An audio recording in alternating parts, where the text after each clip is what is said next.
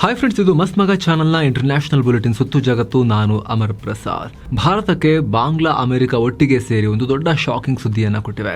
Tariff ಕಡಿತದಿಂದ ಭಾರತಕ್ಕೆ ಏನ್ ಲಾಭ ಆಗುತ್ತೆ ಅಂತ ಭಾವಿಸಿದ್ವು ಆ ಕನಸಿಗೆ ಟ್ರಂಪ್ ಕೊಳ್ಳಿ ಇಟ್ಟಿದ್ದಾರೆ. ಈತ ಹಮ್ ನಹಿ ಕೇಲ್ ಸಕ್ತೆ, ನಾವು ಆಡಲ್ಲ ಭಾರತದೊಂದಿಗೆ ಅಂತ ಹೇಳಿ ನಾಟಕ ಮಾಡ್ತಾ ಇದ್ದ ಪಾಕಿಸ್ತಾನ ಕಡೆಗೂ ಕೂಡ ಬಗ್ಗಿದೆ. ಕ್ರಿಕೆಟ್ ಆಡ್ತೀವಿ, ಭಾನುವಾರ ಬರ್ತೀವಿ ಅಂತ ಒಪ್ಕೊಂಡಿದ್ದಾರೆ. ಇನ್ನು ಇರಾನ್ ಮತ್ತು ಅಮೆರಿಕ ನಡುವಿನ ಯುದ್ಧ ಹತ್ರ ಬಂದಂಗೆ ಕಾಣಿಸ್ತಾ ಇದೆ. ಆ ಕಡೆ ಬ್ರಿಟನ್ಗೆ ಹೊಸ ಮುಸ್ಲಿಂ ಪ್ರಧಾನಿ ಬರಬಹುದು ಅನ್ನೋ ಚರ್ಚೆ ಶುರುವಾಗಿದೆ. ಎಲ್ಲವನ್ನ ಡೀಟೇಲ್ ಆಗಿ ನೋಡ್ತಾ ಹೋಗೋಣ. ಮೊದಲಿಗೆ ಭಾರತಕ್ಕೆ ಬಾಂಗ್ಲಾ ಕೊಟ್ಟಿರೋ ಹೊಸ ಒಂದು ಚಾಲೆಂಜ್ ಅನ್ನು ಅಥವಾ ಶಾಕ್ ಅನ್ನ ನಿಮಗೆ ಎಕ್ಸ್ಪ್ಲೈನ್ ಮಾಡ್ತೇವೆ. ಚುನಾವಣೆಗೆ 2 ದಿನ ಇರೋ ಟೈಮ್ ನಲ್ಲಿ ಯೂನುಸ್ರ ಬಾಂಗ್ಲಾ ಮತ್ತು ಟ್ರಂಪ್ರ ಅಮೆರಿಕ ದೊಡ್ಡ ಒಪ್ಪಂದ ಮಾಡ್ಕೊಂಡಿದ್ದಾರೆ.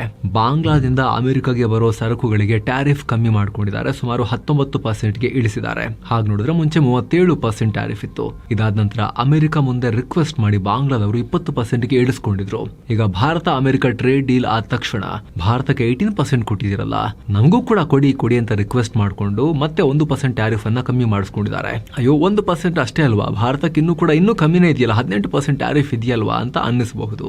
ಆದ್ರೆ ಸ್ನೇಹಿತರೆ, ಈ ಅಗ್ರಿಮೆಂಟ್ ಜೊತೆಗೆ ಬಾಂಗ್ಲಾಗೆ ಹೊಸ ಆಫರ್ ಕೂಡ ಕೊಡಲಾಗಿದೆ. ಅಮೆರಿಕದಿಂದ ಹತ್ತಿ ಮತ್ತು ಇತರ ಕಚ್ಚಾ ವಸ್ತುಗಳನ್ನ ಖರೀದಿ ಮಾಡಿ ಅದನ್ನ ಬಳಸಿ ಬಟ್ಟೆಯನ್ನ ಮಾಡಿಕೊಟ್ರೆ ಆವಾಗ ಕಂಪ್ಲೀಟ್ ಡ್ಯೂಟಿ ಫ್ರೀ ಅಂತ ಹೇಳಿದ್ದಾರೆ. ಇದೇ ಭಾರತದ ಗಾರ್ಮೆಂಟ್ ಕ್ಷೇತ್ರಕ್ಕೆ ದೊಡ್ಡ ಚಾಲೆಂಜ್. ಯಾಕಂದ್ರೆ ಅಮೆರಿಕದ ಜವಳಿ ಮಾರ್ಕೆಟ್ ನಲ್ಲಿ ಈ ಬಟ್ಟೆ ಮಾರಾಟಕ್ಕೆ ಭಾರಿ ಪೈಪೋಟಿ ಇದೆ. ಚೀನಾ, ಬಾಂಗ್ಲಾ, ಭಾರತ ಮತ್ತು ವಿಯೆಟ್ನಾಂಗಳು ದೊಡ್ಡ ಸ್ಪರ್ಧೆ ಮಾಡ್ತಿವೆ. ಇಷ್ಟ ದಿನ ಭಾರತಕ್ಕೆ ಹೆಚ್ಚಿನ ಟ್ಯಾರಿಫ್ ಇದ್ದ ಕಾರಣ ಇವ್ರಿಗೆ ಖುಷಿ ಇತ್ತು. ಆದ್ರೆ ಭಾರತದ ಮೇಲಿನ ಟ್ಯಾರಿಫ್ 18%ಗೆ ಇಳಿದಿದ್ದು ಇವರಿಗೆ ತಲೆನೋವು ಉಂಟು ಮಾಡಿತ್ತು. ಭಾರತ ಕೂಡ ಇನ್ಮೇಲೆ ನಮಗೆ ಲಾಭ ಆಗುತ್ತೆ, ನಮ್ಮ ವಸ್ತುಗಳು ಅಮೆರಿಕದಲ್ಲಿ ಚೀಪ್ ಆಗ್ತವೆ, $113 ಬಿಲಿಯನ್ ಅಮೆರಿಕದ ಟೆಕ್ಸ್ಟೈಲ್ ಮಾರ್ಕೆಟ್ ಅಲ್ಲಿ ನಮಗೆ ದೊಡ್ಡ ಪಾಲ್ ಸಿಗುತ್ತೆ ಅಂತ ಅನ್ಕೊಂಡಿತ್ತು. ಆದ್ರೀಗ ಟ್ರಂಪ್ ಮತ್ತು ಯುಎಸ್ ಸೇರ್ಕೊಂಡು ಬಾಂಗ್ಲಾ ಬಟ್ಟೆಗಳಿಗೆ ಟ್ಯಾರಿಫೇ ಇಲ್ಲ ಅನ್ನೋ ಆಪ್ಷನ್ ಕೂಡ ಓಪನ್ ಮಾಡಿದ್ದಾರೆ. ಸ್ನೇಹಿತರೆ, ಮಾಹಿತಿ ಪ್ರಕಾರ ಭಾರತ ಅಮೆರಿಕಾಗೆ $11 ಬಿಲಿಯನ್ ಮೌಲ್ಯದ ಟೆಕ್ಸ್ಟೈಲ್ ವಸ್ತುಗಳನ್ನ ರಫ್ತು ಮಾಡುತ್ತೆ. ಚೈನಾ, ವಿಯೆಟ್ನಾಂ ಬಿಟ್ರೆ ಭಾರತವೇ ನಂಬರ್ 3. ಇನ್ನು ಬಾಂಗ್ಲಾದೇಶ 4ನೇ ಸ್ಥಾನದಲ್ಲಿದೆ. ಸುಮಾರು $7.1 ಬಿಲಿಯನ್ ಮೊತ್ತದ ವಸ್ತುವನ್ನ ರಫ್ತು ಮಾಡ್ತಾರೆ. ಸೊ ಈಗ ಬಾಂಗ್ಲಾದೇಶಕ್ಕೆ 0 ಟ್ಯಾಕ್ಸ್ ಮಾಡಿರೋದ್ರಿಂದ ಭಾರತದ ಮಾರ್ಕೆಟ್ ಅನ್ನ ನುಂಗುವ ಸಾಧ್ಯತೆ ಇದೆ. ಅಷ್ಟೇ ಅಲ್ಲ, ಭಾರತಕ್ಕೆ ಹೋಲಿಸಿದ್ರೆ ಬಾಂಗ್ಲಾದಲ್ಲಿ ಲೇಬರ್ ಚಾರ್ಜಸ್, ಉತ್ಪಾದನಾ ವೆಚ್ಚ ಎಲ್ಲ ಕಮ್ಮಿ ಇದೆ. ಅವರು ಟೆಕ್ಸ್ಟೈಲ್ ಇಕೋಸಿಸ್ಟಮ್ ಅನ್ನ ಜೋರಾಗಿ ಕಟ್ಕೊಂಡಿದ್ದಾರೆ. ಹೀಗಾಗಿ ಅಮೆರಿಕದ ಈ ಆಫರ್ ಅವರಿಗೆ ದೊಡ್ಡ ಲಾಭವನ್ನ ತಂದ್ಕೊಡಬಹುದು. ಜೊತೆಗೆ ಇಷ್ಟ ದಿನ ಬಾಂಗ್ಲಾ ಗಾರ್ಮೆಂಟ್ಸ್ ಉದ್ಯಮ ಭಾರತದ ಹತ್ತಿಯನ್ನ ನಂಬ್ಕೊಂಡಿದ್ವು. ಆದ್ರೀಗ 0 ಟ್ಯಾಕ್ಸ್ ಆಸೆಗೆ ಬಿದ್ದು ಅಮೆರಿಕದ ಹತ್ತಿ ಕಡೆಗೆ ಮುಖ ಮಾಡಿದ್ರೆ ಭಾರತದ ಹತ್ತಿ ಬೆಳೆಗಾರರಿಗೂ ಕೂಡ ದೊಡ್ಡ ಪೆಟ್ಟು ಬೀಳುತ್ತೆ. ಏನೋ ಈ ಡೀಲ್ ಬಗ್ಗೆ ಬಾಂಗ್ಲಾದ ಮೊಹಮ್ಮದ್ ಯೂನುಸ್ ಮಾತನಾಡಿದ್ದಾರೆ. ಗಾರ್ಮೆಂಟ್ಸ್ ಇಂಡಸ್ಟ್ರಿ ಬಾಂಗ್ಲಾದ ಲೈಫ್ ಲೈನ್, ಆರ್ಥಿಕ ಸಂಕಷ್ಟದಲ್ಲಿರೋ ರಾಷ್ಟ್ರಕ್ಕೆ ಇದು ಸಂಜೀವಿನಿ ತರ ಆಗುತ್ತೆ ಅಂತ ಹೇಳಿದ್ದಾರೆ. ಹಾಗೆ ಬಾಂಗ್ಲಾದ ಒಟ್ಟು ರಫ್ತು ಆದಾಯದಲ್ಲಿ 80% ಪಾಲು ಮತ್ತು 40 ಲಕ್ಷ ಜನರಿಗೆ, ಅದರಲ್ಲೂ ಕೂಡ ಹೆಚ್ಚು ಮಹಿಳೆಯರಿಗೆ ಜಾಬ್ ಕೊಟ್ಟಿರೋದು ಇದೇ ಗಾರ್ಮೆಂಟ್ಸ್ ಉದ್ಯಮ. ಹೀಗಾಗಿ ಬಾಂಗ್ಲಾ ಪಾಲಿಗೆ ಇದು ವೆರಿ ವೆರಿ ಇಂಪಾರ್ಟೆಂಟ್. ಇನ್ನು ಅಮೆರಿಕ ಮತ್ತು ಇರಾನ್ ನಡುವೆ ಎಷ್ಟೇ ಮಾತುಕತೆ ನಡೆದರೂ ಕೂಡ ಉದ್ವಿಗ್ನತೆ ಕಮ್ಮಿ ಆಗ್ತಾ ಇಲ್ಲ. ಈಗ ಪುನಃ ಯುದ್ಧದ ಸನ್ನಿವೇಶ ಸೃಷ್ಟಿಯಾಗಿದೆ.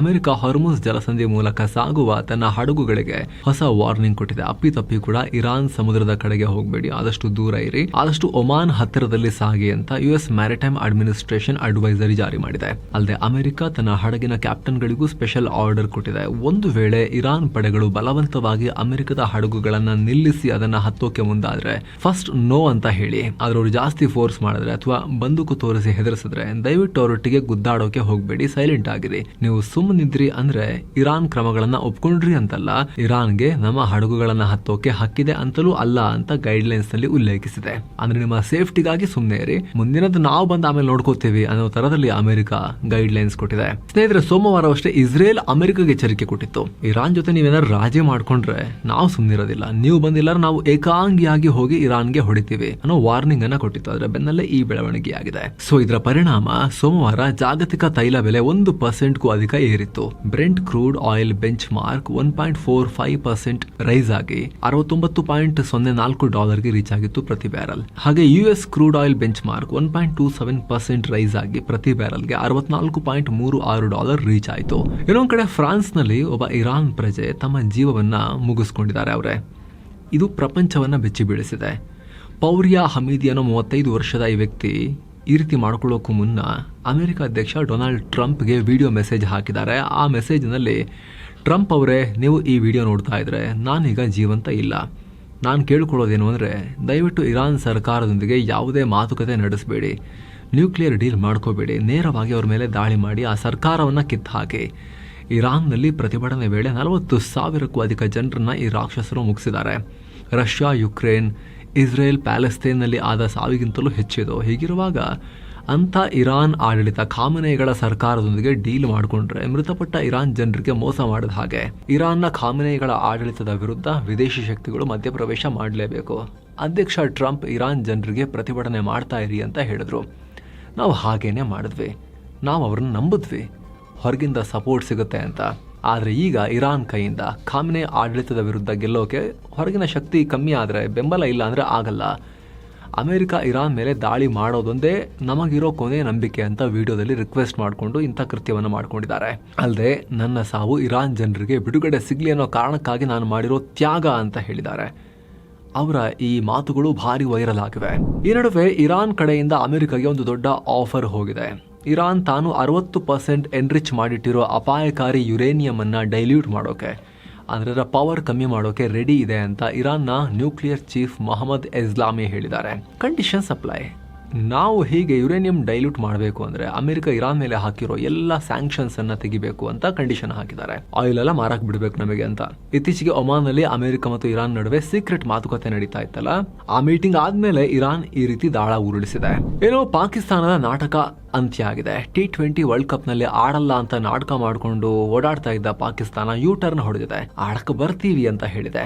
PCB ಅಧ್ಯಕ್ಷ ಮೊಹಸಿನ್ ನಖ್ವಿ ಪಾಕ್ PM ಶಹಬಾಜ್ ಶರೀಫ್ಗೆ ಈ ಮ್ಯಾಚ್ ಆಡದೇ ಇದ್ರೆ ICC ಇಂದ ಕೆಲ ಸ್ಯಾಂಕ್ಷನ್ಸ್ ಎದುರಿಸಬೇಕಾಗತ್ತೆ ಅನ್ನೋ ಮಾಹಿತಿ ಕೊಟ್ಟರು. ಅದರ ಬೆನ್ನಲ್ಲೇ ಪಾಕ್ PM ಭಾರತದ ವಿರುದ್ಧ ಆಡಿ ಹೋಗಿ ಅಂತ ಅನುಮತಿ ಕೊಟ್ಟಿದ್ದಾರಂತೆ. ಈ ವಿಚಾರವಾಗಿ ICC ಪ್ರತಿಕ್ರಿಯೆ ಕೊಟ್ಟು ಪಾಕ್ ನಿರ್ಧಾರವನ್ನು ಸ್ವಾಗತಿಸಿದೆ. ಎಲ್ಲಾ ಸದಸ್ಯ ರಾಷ್ಟ್ರಗಳು ತಾವು ಮಾಡಿಕೊಂಡಿರೋ ಅಗ್ರಿಮೆಂಟ್ ಪ್ರಕಾರ ಕಮಿಟ್ಮೆಂಟ್ ಅನ್ನ ಪಾಲಿಸಲೇಬೇಕು ಅಂತ ಹೇಳಿದೆ. ಫೆಬ್ರವರಿ 15ಕ್ಕೆ ಮ್ಯಾಚ್ ಇದೆ. ಹಾಗಾದ್ರೆ ಪಾಕಿಸ್ತಾನ ಬಗ್ಗಿದ್ದು ಹೇಗೆ, ಯಾಕೆ, ಏನೆಲ್ಲ ಕೆಲಸ ಮಾಡಿದೆ ಇದರ ಹಿಂದೆ? BCCI ಮತ್ತು ICC ಹೆಂಗೆಲ್ಲ ಪ್ರೆಷರ್ ಹಾಕಿದ್ದಾರೆ, ದುಡ್ಡಿಗೋಸ್ಕರ ಪಾಕಿಸ್ತಾನ ಹೆಂಗ್ ಮತ್ತೆ ಬಾಯಿ ಕಳ್ಕೊಂಡ್ಬಂತು, ಎಲ್ಲವನ್ನ ವಿಶೇಷ ವರದಿಯಲ್ಲಿ ನಾವು ಅತಿ ಶೀಘ್ರದಲ್ಲಿ ಎಕ್ಸ್ಪ್ಲೇನ್ ಮಾಡ್ತೀವಿ ಸ್ನೇಹಿತರೆ. ಮಿಸ್ ಇಲ್ಲದೆ ಅದನ್ನ ಕೂಡ ನೋಡಿ. ನೀವು ಸಬ್ಸ್ಕ್ರೈಬ್ ಮಾಡಿರೋ ವೀಕ್ಷಕರಿಗೆ ಪಬ್ಲಿಷ್ ಆದ ಕೂಡಲೇ ಅದು ತಲುಪತ್ತೆ. ಇನ್ನು 2026ರ ಸಾಲಿನ ಬ್ರಿಕ್ಸ್ ಪ್ರೆಸಿಡೆನ್ಸಿಯನ್ನ ವಹಿಸಿಕೊಂಡಿರೋ ಭಾರತಕ್ಕೆ ಆರಂಭದಲ್ಲೇ ದೊಡ್ಡ ಯಶಸ್ಸು. ಭಾರತ ಸೆಟಪ್ ಮಾಡಿರೋ ಅಜೆಂಡಾಗೆ ರಷ್ಯಾ ಫುಲ್ ಸಪೋರ್ಟ್ ಮಾಡಿದೆ. ಭಯೋತ್ಪಾದನಾ ನಿಗ್ರಹ, ಇಂಧನ ಭದ್ರತೆ ಮತ್ತು ಎಮರ್ಜಿಂಗ್ ಟೆಕ್ನಾಲಜಿ ವಿಚಾರಗಳಲ್ಲಿ ಭಾರತ ತಗೊಂಡಿರೋ ನಿಲುವಿಗೆ ನಮ್ಮ ಪೂರ್ತಿ ಬೆಂಬಲ ಇದೆ ಅಂತ ರಷ್ಯಾ ವಿದೇಶಾಂಗ ಸಚಿವ ಸೆರ್ಗಿ ಲವ್ರೋವ್ ಹೇಳಿದ್ದಾರೆ. ಅಲ್ಲದೆ ಅಫ್ಘಾನಿಸ್ತಾನದ ಒಳಗಡೆ ಮತ್ತು ಭಾರತ ಪಾಕ್ ಗಡಿಯಲ್ಲಿ ನಡೀತಾ ಇರೋ ಉಗ್ರ ಚಟುವಟಿಕೆಗಳ ಬಗ್ಗೆ ಭಾರತಕ್ಕಿರೋ ಕನ್ಸರ್ನ್ಸ್ ನಮಗೂ ಅರ್ಥ ಆಗುತ್ತೆ. ವಿಶ್ವಸಂಸ್ಥೆ ಮಟ್ಟದಲ್ಲೂ ಭಯೋತ್ಪಾದನೆ ವಿರುದ್ಧ ಹೋರಾಡೋಕೆ ನಾವು ಒಟ್ಟಿಗೆ ಕೆಲಸ ಮಾಡ್ತೀವಿ ಅಂತ ರಷ್ಯಾ ಭರವಸೆ ಕೊಟ್ಟಿದೆ. ಇನ್ನು ಇಸ್ರೇಲ್ಗೆ ಟ್ರಂಪ್ ಶಾಕ್ ಕೊಟ್ಟಿದ್ದಾರೆ. ಆಕ್ರಮಿತ ವೆಸ್ಟ್ ಬ್ಯಾಂಕ್ ಪ್ರದೇಶವನ್ನ ಸ್ವಾಧೀನಪಡಿಸಿಕೊಳ್ಳೋ ಇಸ್ರೇಲ್ ನಿರ್ಧಾರವನ್ನ ವಿರೋಧಿಸಿದ್ದಾರೆ. ವೈಟ್ ಹೌಸ್ ಈ ಮಾಹಿತಿ ಕೊಟ್ಟಿದೆ. ವೆಸ್ಟ್ ಬ್ಯಾಂಕ್ ಸ್ಟೇಬಲ್ ಆಗಿದ್ರೆ ಇಸ್ರೇಲ್ ಕೂಡ ಸುರಕ್ಷಿತವಾಗಿರುತ್ತೆ. ಈ ಪ್ರದೇಶದಲ್ಲಿ ಶಾಂತಿ ಬಯಸೋ ಇಸ್ರೇಲ್ ನಿಲುವಿಗೂ ಇದು ಹೊಂದಿಕೊಳ್ಳುತ್ತೆ ಅಂತ ಹೇಳಿದ್ದಾರೆ. ಇನ್ನು ವೆಸ್ಟ್ ಬ್ಯಾಂಕ್ ಸ್ವಾಧೀನ ಮಾಡಿಕೊಳ್ಳೋ ಇಸ್ರೇಲ್ನ ನಿರ್ಧಾರಕ್ಕೆ European union, Britain, Saudi Arabia, ಖತರ್, Turkey, Pakistan ಸೇರಿ ಹಲವು ಮುಸ್ಲಿಂ ರಾಷ್ಟ್ರಗಳು ವಿರೋಧ ವ್ಯಕ್ತಪಡಿಸಿವೆ. ಭಾನುವಾರ ಇಸ್ರೇಲ್ನ ಸೆಕ್ಯೂರಿಟಿ ಕ್ಯಾಬಿನೆಟ್ ವೆಸ್ಟ್ ಬ್ಯಾಂಕ್ಗೆ ಸಂಬಂಧಪಟ್ಟಂತೆ ಕೆಲ ಅನುಮೋದನೆಗಳನ್ನು ಕೊಟ್ಟಿತ್ತು. ವೆಸ್ಟ್ ಬ್ಯಾಂಕ್ನಲ್ಲಿ ಇಸ್ರೇಲ್ನ ಅಧಿಕಾರ ವಿಸ್ತರಣೆಗೆ ಅವಕಾಶ ಮಾಡಿಕೊಡೋದು, ಪ್ಯಾಲೆಸ್ತೇನಿಯನ್ ಭೂಮಿಯನ್ನ ವಶಕ್ಕೆ ಪಡೆಯುವುದು ಮತ್ತು ವೆಸ್ಟ್ ಬ್ಯಾಂಕ್ನಲ್ಲಿನ ಭೂಮಿಯನ್ನ ಅರಬ್ಬರಿಗೆ ಮಾತ್ರ ಕೊಡೋ ಕಾನೂನನ್ನ ರದ್ದುಗೊಳಿಸುವುದು ಎಲ್ಲ ಸೇರಿತು. ಹಾಗೆ ಓಸ್ಲೋ ಅಕಾರ್ಡ್ಸ್ ಪ್ರಕಾರ ವೆಸ್ಟ್ ಬ್ಯಾಂಕ್ನಲ್ಲಿ ಏರಿಯಾ A ಮತ್ತು B ಅನ್ನೋ ಜಾಗಗಳು ಪ್ಯಾಲೆಸ್ತೇನ್ ಕಂಟ್ರೋಲ್ನಲ್ಲಿದ್ವು. ಆದರೆ ಈಗ ಈ ಜಾಗಗಳಿಗೆ ಇಸ್ರೇಲ್ ನುಗ್ಗೋಕೆ ಮುಂದಾಗಿದೆ. ಇದಕ್ಕೆ ಟ್ರಂಪ್ ವಿರೋಧ ವ್ಯಕ್ತಪಡಿಸಿದ್ದಾರೆ. ಈಗ ಇನ್ನು ಟ್ರಂಪ್ ಕನಸಿನ ಕೂಸು ಗಾಜಾ ಪೀಸ್ ಬೋರ್ಡ್ ಮೀಟಿಂಗ್ಗೆ ಫೆಬ್ರವರಿ 19ಕ್ಕಿತ್ತಲ್ಲ, ಈ ಉದ್ಘಾಟನಾ ಮೀಟಿಂಗ್ ಅನ್ನ ಭಾರತ ಸ್ಕಿಪ್ ಮಾಡಬಹುದು ಅನ್ನೋ ಮಾಹಿತಿ ಬರ್ತಾ ಇದೆ. ಕನ್ಫರ್ಮೇಶನ್ ಇಲ್ಲ. ಖುದ್ದು PM ಮೋದಿ ಅವರಿಗೆ ಇನ್ವಿಟೇಷನ್ ಬಂದಿದ್ರು ಕೂಡ ಇನ್ನು ಗಾಜಾ ಪೀಸ್ ಬೋರ್ಡ್ಗೆ ಭಾರತ ಸೇರಿಲ್ಲ. ಹಿಂದಿನಿಂದಲೂ 2 ಸ್ಟೇಟ್ ಸೊಲ್ಯೂಷನ್ ಅನ್ನ ಭಾರತ ಪ್ರತಿಪಾದಿಸ್ತಾ ಇದೆ. ಇಸ್ರೇಲ್ ಇರಬೇಕು, ಪ್ಯಾಲೆಸ್ತೇನ್ ಕೂಡ ಇರಬೇಕು ಅಂತ. ಈಗ ನೋಡ್ಬೇಕು ಏನ್ ಮಾಡ್ತಾರೆ ಅಂತ. ಈ ಬೋರ್ಡ್ ನಲ್ಲಿ ಪಾಕ್ ಮತ್ತು ಟರ್ಕಿ ಕೂಡ ಇದ್ದಾರೆ. ಸೊ ಭಾರತ ಅವರೊಟ್ಟಿಗೆ ಹೋಗಿ ಕುಳಿತುಕೊಳ್ಳಕ್ಕೆ, ಇದರ ಪಂಚಾಯಿತಿ ಮಾಡಕ್ಕೆ ಆಸಕ್ತಿಯನ್ನ ತೋರಿಸ್ತಾ ಇಲ್ಲ ಇದುವರೆಗೂ ಕೂಡ. ಆ ರೀತಿ ಯಾವುದೇ ಬಹಿರಂಗವಾಗಿ ಆಯ್ತು ನಾವು ಬರ್ತಾ ಇದೀವಿ, ಇದಕ್ಕೆ ನಾವು ಜಾಯ್ನ್ ಆಗ್ತಿದೀವಿ ಅಂತ ಭಾರತ ಇನ್ನೂ ಕೂಡ ಹೇಳಲಿಲ್ಲ, ನೋಡ್ಬೇಕೇನ್ ಮಾಡುತ್ತೆ ಅಂತ.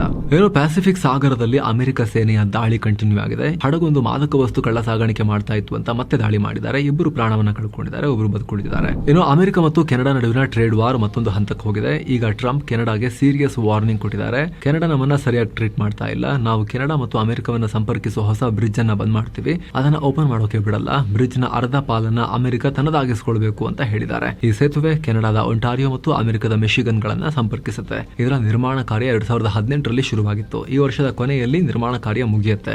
ಆದ್ರೆ ಕೆನಡಾದವರು ನಮ್ಮೊಂದಿಗೆ ಸರಿಯಾಗಿ ಕೋಆಪರೇಟ್ ಮಾಡ್ತಾ ಇಲ್ಲ, ನಮ್ಮನ್ನ ಸರಿಯಾಗಿ ಟ್ರೀಟ್ ಮಾಡ್ತಿಲ್ಲ, ಹೀಗಾಗಿ ಓಪನ್ ಮಾಡಕ್ಕೆ ಬಿಡಲ್ಲ ಅಂತ ಹೇಳಿದ್ದಾರೆ. ಮತ್ತೊಂದ್ ಕಡೆ ಚೀನಾ ರಹಸ್ಯವಾಗಿ ನ್ಯೂಕ್ಲಿಯರ್ ಟೆಸ್ಟ್ ಮಾಡಿದೆ. 2020ರಲ್ಲಿ ಅಂದ್ರೆ ಗಲ್ವಾನ್ ಸಂಘರ್ಷದ ಬಳಿಕ ನ್ಯೂಕ್ಲಿಯರ್ ಟೆಸ್ಟ್ ಮಾಡಿದೆ ಅಂತ ಅಮೆರಿಕ ಆರೋಪ ಮಾಡಿತ್ತು. ಇದಕ್ಕೀಗ ಚೀನಾ ಕೆಂಡಾಮಂಡಲವಾಗಿದೆ. ಸುಳ್ಳು, ಅಮೆರಿಕ ತಾನು ನ್ಯೂಕ್ಲಿಯರ್ ಟೆಸ್ಟ್ ಮಾಡೋಕೆ ಇದರ ನೆಪ ಹೇಳ್ತಾ ಇದೆ. ಈ ತರ ಬೇಜವಾಬ್ದಾರಿ ಹೇಳಿಕೆ ಕೊಡೋದನ್ನ ಅಮೆರಿಕ ನಿಲ್ಲಿಸಬೇಕು, ನಾವು ಇದನ್ನು ವಿರೋಧಿಸ್ತೀವಿ ಅಂತ ಹೇಳಿದೆ. ಇನ್ನು ರಷ್ಯಾದ ಮಿಲಿಟರಿ ಗುಪ್ತಚರ ಸಂಸ್ಥೆ GRU ನ ಉಪಮುಖ್ಯಸ್ಥ ಲೆಫ್ಟಿನೆಂಟ್ ಜನರಲ್ ವ್ಲಾಡಿಮಿರ್ ಅಲೆಕ್ಸಿವ್ ಮೇಲೆ ಇತ್ತೀಚೆಗೆ ಗುಂಡು ಹಾರಿಸಲಾಗಿತ್ತು. ಈಗ ಅದು ಯುಕ್ರೇನ್ನ ಕೆಲಸ ಅಂತ ರಷ್ಯಾ ಗಂಭೀರ ಆರೋಪ ಮಾಡಿದೆ. ಗುಂಡಿನ ದಾಳಿ ಮಾಡಿದ ವ್ಯಕ್ತಿ ದುಬೈಗೆ ಪಲಾಯನ ಮಾಡಿದ್ದ. ಆತನನ್ನ ದುಬೈ ನಮಗೆ ಹಸ್ತಾಂತರಿಸಿದೆ. ಈತ ತನ್ನ ತಪ್ಪನ್ನ ಒಪ್ಕೊಂಡಿದ್ದಾನೆ. ಯುಕ್ರೇನ್ನ ಗುಪ್ತಚರ ಇಲಾಖೆನೇ ನನ್ನನ್ನು ನೇಮಿಸಿಕೊಂಡಿತ್ತು ಅಂತ ಆತ ಹೇಳಿದಾನೆ ಅಂತ ಬಾಯ್ಬಿಟ್ಟಿದ್ದಾನೆ ಅಂತ ರಷ್ಯಾ ಹೇಳಿದೆ. ಆದ್ರೆ ಯುಕ್ರೇನ್ ಇದನ್ನ ಕಂಪ್ಲೀಟ್ ಆಗಿ ನಿರಾಕರಿಸಿದೆ, ನಿಮ್ಗೆ ಗೊತ್ತೇ ಇಲ್ಲ ಅಂತ.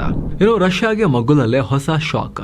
ಮೊನ್ನೆವರೆಗೂ ರಷ್ಯಾದ ಮಿತ್ರನಾಗಿದ್ದ ಅರ್ಮೇನಿಯಾ ಈಗ ಅಮೆರಿಕ ಕಡೆಗೆ ವಾಲಿದೆ. ಉಪಾಧ್ಯಕ್ಷ JD ವಾನ್ಸ್ ಖುದ್ದು ಅರ್ಮೇನಿಯಾಗೆ ಭೇಟಿ ಕೊಟ್ಟಿದ್ದಾರೆ. ಈ ವೇಳೆ ಅಲ್ಲಿನ ಪ್ರಧಾನಿ ನಿಕೋಲ್ ಪಶಿನಿಯಾನ್ ಜೊತೆ ಐತಿಹಾಸಿಕ 1-2-3 ಪರಮಾಣು ಒಪ್ಪಂದಕ್ಕೆ ಸೈನ್ ಹಾಕಿದ್ದಾರೆ. ಇದರ ಪ್ರಕಾರ ಅರ್ಮೇನಿಯಾದಲ್ಲಿರೋ ಹಳೆಯ ರಷ್ಯನ್ ನಿರ್ಮಿತ ಮ್ಯಾಟ್ಸ್ಮೋರ್ ಅಣು ಸ್ಥಾವರವನ್ನು ರಿಪ್ಲೇಸ್ ಮಾಡೋಕೆ ಅಮೆರಿಕ ಟೆಕ್ನಾಲಜಿ ಮತ್ತು ಫ್ಯೂಯಲ್ ಕೊಡುತ್ತೆ. ಆರಂಭಿಕ ಹಂತದಲ್ಲಿ $5 ಬಿಲಿಯನ್ ಮತ್ತು ಲಾಂಗ್ ಟರ್ಮ್ನಲ್ಲಿ $4 ಬಿಲಿಯನ್ ಸೇರಿ ಒಟ್ಟು $9 ಬಿಲಿಯನ್ ಮೌಲ್ಯದ ಡೀಲ್ ಮಾಡಿಕೊಂಡಿದ್ದಾರೆ. ಇದರಿಂದಾಗಿ ರಷ್ಯಾದ ಅಣುಶಕ್ತಿ ಸಂಸ್ಥೆ ರೋಸ್ಯಾಟಮ್ಗೆ ದೊಡ್ಡ ಹಿನ್ನಡೆಯಾಗಿದೆ. ಯಾಕಂದ್ರೆ ಮ್ಯಾಟ್ಸಮೋರ್ ಅಣು ಸ್ಥಾವರ ರಷ್ಯನ್ ಟೆಕ್ನಾಲಜಿಲಿ ರೆಡಿ ಆಗಿರೋದು. ಇದಕ್ಕೆ ಬೇಕಾದ ಯುರೇನಿಯಂ ಇಂಧನ ಮತ್ತು ಮೇಂಟೆನೆನ್ಸ್ ಎಲ್ಲವನ್ನ ಇಷ್ಟು ದಿನ ರೋಸ್ಯಾಟಮ್ ಕಂಪ್ನಿನೇ ನೋಡ್ಕೊಳ್ತಾ ಇತ್ತು. ಅರ್ಮೇನಿಯಾದ ಟೋಟಲ್ ಕರೆಂಟ್ ನಲ್ಲಿ 40% ಸಪ್ಲೈ ಆಗೋದೇ ಇಲ್ಲಿಂದ. ಆದ್ರೀಗ ಈ ಲಾಭ ಇನ್ನು ಮುಂದೆ ಅಮೆರಿಕಾಗೆ ಹೋಗುತ್ತೆ. ಇನ್ನು ಭೇಟಿ ವೇಳೆ ರಷ್ಯಾ ಮತ್ತು ಇರಾನ್ ಅನ್ನ ಬೈಪಾಸ್ ಮಾಡಿ ಏಷ್ಯಾ ಯುರೋಪ್ ಕನೆಕ್ಟ್ ಮಾಡೋ TRIPP Trump route for international peace and prosperity corridor, Trump ಅಂತ ಇಲ್ಲೂ ಕೂಡ ಅದರ ಚರ್ಚೆ ನಡೆದಿದೆ. ಈ ಮೂಲಕ ಕಾಕಸಸ್ ರೀಜನ್ನಲ್ಲಿ ರಷ್ಯಾದ ಕಂಟ್ರೋಲ್ ತಪ್ಪಿಸಿ ಅಮೆರಿಕ ತನ್ನ ಪವರ್ ಹೆಚ್ಚಿಸಿಕೊಳ್ಳೋ ಪ್ಲಾನ್ ಹಾಕಿದೆ. ರಷ್ಯಾ ಇದಕ್ಕೆ ಇನ್ಯಾವ ರೀತಿ ಕೌಂಟರ್ ಆರ್ಗ್ಯುಮೆಂಟ್ ಮುಂದಿಡುತ್ತೆ ಅನ್ನೋದನ್ನು ನೋಡಬೇಕು. ಇನ್ನು ಅಮೆರಿಕದ ಕುಖ್ಯಾತ ಎಪ್ಸ್ಟೀನ್ ಫೈಲ್ಸ್ ಈಗ ಬ್ರಿಟನ್ ರಾಜಕೀಯದಲ್ಲಿ ಭೂಕಂಪ ಸೃಷ್ಟಿಸಿದೆ. UK PM ಕಿಯರ್ ಸ್ಟಾರ್ಮರ್ ರಾಜೀನಾಮೆ ಕೊಡಬಹುದು ಅಂತ ಹೇಳಲಾಗ್ತಿದೆ. ಅಲ್ಲದೆ UKಗೆ ಫಸ್ಟ್ ಟೈಮ್ ಮುಸ್ಲಿಮರೊಬ್ಬರು PM ಆಗೋ ಚಾನ್ಸಸ್ ಇದೆ ಅಂತ ಹೇಳ್ತಿದ್ದಾರೆ. ಕಾರಣ ಕಿಯರ್ ಸ್ಟಾರ್ಮರ್ ತಮ್ಮ ಆಪ್ತ ಪೀಟರ್ ಮ್ಯಾಂಡಲ್ಸನ್ ರನ್ನ ಅಮೆರಿಕನ್ ರಾಯಭಾರಿಯಾಗಿ ನೇಮಕ ಮಾಡಿದ್ರು. ಆದರೆ ಈ ಮನುಷ್ಯ ಎಪ್ಸ್ಟೀನ್ ಜೊತೆಗೆ ಕ್ಲೋಸ್ ಲಿಂಕ್ ಅನ್ನ ಇಟ್ಕೊಂಡು ದೇಶದ ಸೀಕ್ರೆಟ್ ಮಾಹಿತಿಯನ್ನ ಕೂಡ ಲೀಕ್ ಮಾಡಿದ್ದಾರೆ ಅನ್ನೋ ಆರೋಪ ಕೇಳಿಬಂದಿತ್ತು. ಇದರ ಬೆನ್ನಲ್ಲೇ ಪೀಟರ್ ಅನ್ನ ಅವರ ಸ್ಥಾನದಿಂದ ತೆಗೆದುಹಾಕಲಾಗಿತ್ತು. ಅತ್ತ ಪೀಟರ್ ಅನ್ನ ನೇಮಿಸೋಕೆ ಸ್ಟಾರ್ಮರ್ಗೆ ಸಪೋರ್ಟ್ ಮಾಡಿದ ಚೀಫ್ ಆಫ್ ಸ್ಟಾಫ್ ಮಾರ್ಗನ್ ಮ್ಯಾಕ್ಸ್ವಿನಿ ಮತ್ತು ಕಮ್ಯುನಿಕೇಶನ್ ಚೀಫ್ ಟಿಮ್ ಅಲನ್ ಕೂಡ ರಿಸೈನ್ ಮಾಡಿದ್ದಾರೆ. ಹೀಗಾಗಿ ಸ್ಟಾರ್ಮರ್ ರಾಜೀನಾಮೆ ಕೊಡಬೇಕು ಅನ್ನೋ ಒತ್ತಡ ಜಾಸ್ತಿ ಆಗ್ತಿದೆ. ಹಂಗೇನಾದ್ರೂ ಆದ್ರೆ ಅವರ ಸ್ಥಾನಕ್ಕೆ ಸದ್ಯ UK ಗೃಹ ಮಂತ್ರಿಯಾಗಿರೋ POK ಮೂಲದ ಶಬಾನಾ ಮಹಮೂದ್ ಮುಂದಿನ ಬ್ರಿಟನ್ PM ಆಗಬಹುದು ಅನ್ನೋ ಮಾತು ಕೇಳಿ ಬರ್ತಾ ಇದೆ. ಹಾಗೇನಾದ್ರೂ ಆದ್ರೆ ಬ್ರಿಟನ್ ಇತಿಹಾಸದಲ್ಲೇ ಮೊದಲ ಬಾರಿಗೆ ಮುಸ್ಲಿಂ PM ಅನ್ನೋ ಖ್ಯಾತಿಯನ್ನ ಹೆಸರನ್ನ ಅವರು ಪಡ್ಕೊಳ್ತಾರೆ. ಆದ್ರೆ ಸದ್ಯಕ್ಕೆ ಇವರಿಗೆ ಬಹಳ ವಿರೋಧ ಕೂಡ ಇದೆ, ನೋಡ್ಬೇಕು ಮುಂದೇನಾಗುತ್ತೆ ಅಂತ. ಇನ್ನು PM ಮೋದಿ ಮತ್ತು ಮಾರಿಷಸ್ PM ನವೀನ್ ಚಂದ್ರ ರಾಮಗುಲಂ ನಡುವೆ ಫೋನ್ ಕಾಲ್ ಆಗಿದೆ. 2 ರಾಷ್ಟ್ರಗಳ ಸಹಕಾರ ಹೆಚ್ಚು ಮಾಡೋದ್ರ ಬಗ್ಗೆ ಚರ್ಚೆಯಾಗಿದೆ. ಹಿಂದೂ ಮಹಾಸಾಗರ ಪ್ರದೇಶದಲ್ಲಿ ಒಟ್ಟಿಗೆ ಕೆಲಸ ಮಾಡೋ ಬಗ್ಗೆ ಕೂಡ ಮಾತಾಡಿದ್ದಾರೆ. ಮುಂದಿನ ವಾರ ನಡೆಯಲಿರೋ AI ಇಂಪ್ಯಾಕ್ಟ್ ಸಮಿಟ್ಗೆ ನಿಮ್ಮನ್ನ ಸ್ವಾಗತಿಸೋಕೆ ನಾನು ಕಾಯ್ತಾ ಇದ್ದೀನಿ ಅಂತ ಕೂಡ PM ಮೋದಿ ರಾಮಗುಲಂ ಅವರಿಗೆ ಹೇಳಿದ್ದಾರೆ. ಇನ್ನು ಮಂಗಳ ಗ್ರಹಕ್ಕೆ ಮನುಷ್ಯರನ್ನ ಕಳಿಸ್ತೀನಿ, ಅಲ್ಲಿ ಹ್ಯೂಮನ್ ಸೆಟಲ್ಮೆಂಟ್ ಕಟ್ತೀನಿ ಅಂತ ಮಸ್ಕ್ ಆಸೆ ಇಟ್ಕೊಂಡಿದಾರಲ್ಲ, ಈಗ ಸಡನ್ ಆಗಿ ಪ್ಲಾನ್ ಸ್ವಲ್ಪ ಶಿಫ್ಟ್ ಮಾಡಿದ್ದಾರೆ. ಸದ್ಯಕ್ಕೆ ನೇರವಾಗಿ ಮಂಗಳ ಗ್ರಹಕ್ಕೆ ಜಂಪ್ ಮಾಡೋದಕ್ಕಿಂತ ಚಂದ್ರನ ಮೇಲೆ ಒಂದು ದೊಡ್ಡ ಸಿಟಿ ಕಟ್ಟಬೇಕು ಅಂತ ಮಸ್ಕ್ ಹೇಳಿದ್ದಾರೆ. ಸ್ಪೇಸ್ ಎಕ್ಸ್ ನ ಫೋಕಸ್ ಈಗ ಚಂದ್ರನ ಮೇಲೆ ಸೆಲ್ಫ್ ಗ್ರೋಯಿಂಗ್ ಸಿಟಿ ನಿರ್ಮಾಣ ಮಾಡೋ ಕಡೆಗೆ ಶಿಫ್ಟ್ ಆಗಿದೆ. ಈ ಮೂನ್ ಸಿಟಿಯನ್ನ 10 ವರ್ಷದ ಒಳಗೇನೆ ಸೃಷ್ಟಿ ಮಾಡಬಹುದು. ಮಂಗಳನ ಮೇಲೆ ಇದೇ ಸಿಟಿ ನಿರ್ಮಾಣ ಮಾಡೋಕೆ 20 ವರ್ಷಕ್ಕೂ ಹೆಚ್ಚಿನ ಟೈಮ್ ಬೇಕಾಗುತ್ತೆ. ಯಾಕಂದ್ರೆ ಚಂದ್ರ ನಮಗೆ ತುಂಬಾನೇ ಹತ್ರ. ಚಂದ್ರನಿಗೆ ರಾಕೆಟ್ಗಳನ್ನ 10 ದಿನಗಳಿಗೊಮ್ಮೆ ಕಳಿಸಬಹುದು. 2 ದಿನ ಸಾಕು ಚಂದ್ರನ ಮೇಲೆ ರೀಚ್ ಆಗಕ್ಕೆ. ಆದ್ರೆ ಮಂಗಳ ಗ್ರಹಕ್ಕೆ 26 ತಿಂಗಳಿಗೊಮ್ಮೆ ಮಾತ್ರ ಮಿಷನ್ ಲಾಂಚ್ ಮಾಡೋಕ್ ಸಾಧ್ಯ. ಜೊತೆಗೆ ರೀಚ್ ಆಗೋಕ್ಕೂ 6 ತಿಂಗಳು ಟೈಮ್ ಬೇಕು. ಸ್ವಲ್ಪ ದೂರ ಇದೆ, ಚಂದ್ರ ಬಹಳ ಹತ್ರ ಇಲ್ಲೇ ಪಕ್ಕದ ಮನೆ ತರದಲ್ಲಿ ಅನ್ನೋ ತರ ಮಸ್ಕ್ ಹೇಳಿಕೆ ಕೊಟ್ಟಿದ್ದಾರೆ. ಮನುಷ್ಯನೇ ಅಲ್ಲ. ಹಾಗಂತೆ ಮಾರ್ಸ್ ಪ್ರಾಜೆಕ್ಟ್ ಅನ್ನ ಕೈ ಬಿಡಲ್ಲ ಅಂತಾನೂ ಹೇಳಿದ್ದಾರೆ. ಸ್ಪೇಸ್ ಎಕ್ಸ್ ನ ಸಂಪೂರ್ಣ ಮಿಷನ್ ಬದಲಾಗಿಲ್ಲ. ನಮಗಿನ್ನು ಮಂಗಳ ಗ್ರಹದಲ್ಲಿ ಹ್ಯೂಮನ್ ಸೆಟಲ್ಮೆಂಟ್ ಮಾಡೋ ಆಸೆ ಇದ್ದೇ ಇದೆ. ಮುಂದಿನ 5 ರಿಂದ 7 ವರ್ಷಗಳಲ್ಲಿ ಅದನ್ನ ಕೂಡ ಮಾಡ್ತೀವಿ ಅಂತ ಮಸ್ಕ್ ಹೇಳಿದ್ದಾರೆ. ಸೊ ಫ್ರೆಂಡ್ಸ್, ಇದಾಗಿತ್ತು ಇವತ್ತಿನ ಜಗತ್ತಿನ ಸುತ್ತಾಟ. ಸ್ನೇಹಿತರೆ, ವಿಡಿಯೋ ಕೆಳಗಡೆ ಜಾಯಿನ್ ಬಟನ್ ಇದೆ, ಅದ್ರ ಮೇಲೆ ಕ್ಲಿಕ್ ಮಾಡೋ ಮೂಲಕ ನೀವು ಕೂಡ ಮಸ್ತ್ ಮಗ ಪ್ರೀಮಿಯಂ ಮೆಂಬರ್ ಆಗ್ಬೋದು. ಆ ಮೂಲಕ ಎಲ್ಲ ಮೆಂಬರ್ ಓನ್ಲಿ ವಿಡಿಯೋಸ್ ಅನ್ನು ನೋಡೋದು ಮಾತ್ರ ಅಲ್ಲ, ಇದರಿಂದ ನಮ್ಮ ತಂಡದ ಕೆಲಸಕ್ಕೆ ನೀವು ಬೆಂಬಲ ಕೊಟ್ಟಂತೂ ಆಗುತ್ತೆ. ಆಸಕ್ತರು ಜಾಯಿನ್ ಬಟನ್ ಚೆಕ್ ಮಾಡಿ. ಮತ್ತೆ ಭೇಟಿ ಆಗ್ತಿರೋಣ. ನಮಸ್ತೆ.